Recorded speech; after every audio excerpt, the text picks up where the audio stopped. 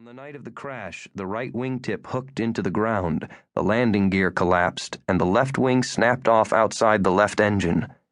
Fuel pouring from the ruptured fuel tanks ignited, enveloping the airplane in flames. The engines and instruments had long ago been salvaged for parts, but the broken airframe remained where it died, rusting, corroded, and covered with generations of overlapping graffiti and spray-painted initials. LJ plus DF. Eat me. PSHS number 1. Krista took his hand and tugged him toward the plane. Come with me. I want to show you something. Can't you tell me about it in the car? I'm cold. No, not in the car. This is important. Jack followed her along the fuselage to the tail, wondering what she wanted to show him about this stupid airplane. But instead she led him onto the overgrown remains of the runway. She stared into the darkness that masked the desert. Her smart black eyes shined like jewels filled with starlight. Jack touched her hair. Chris? They had known each other for 1 year, 2 months, and 16 days. They had been head over heels, crazy, there and back, inside out, bottom to top, in love for 5 months, 3 weeks, and 11 days. He hadn't told her the truth about himself until after she declared her love. If he had secrets then, she had secrets now.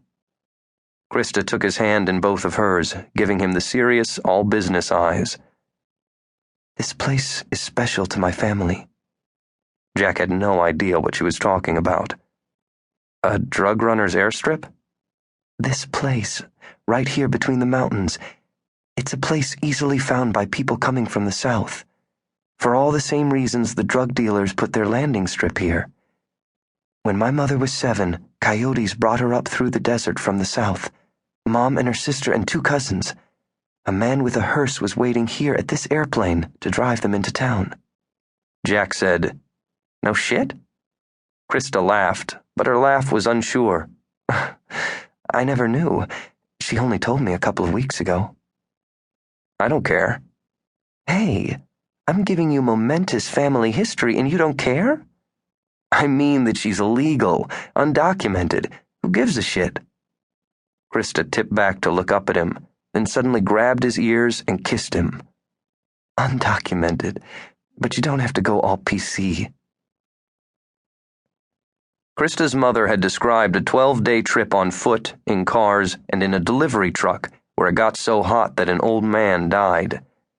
The last leg of their journey had been in a covered pickup truck at night past the Salton Sea and across a 16-mile stretch of desert to the old crash site.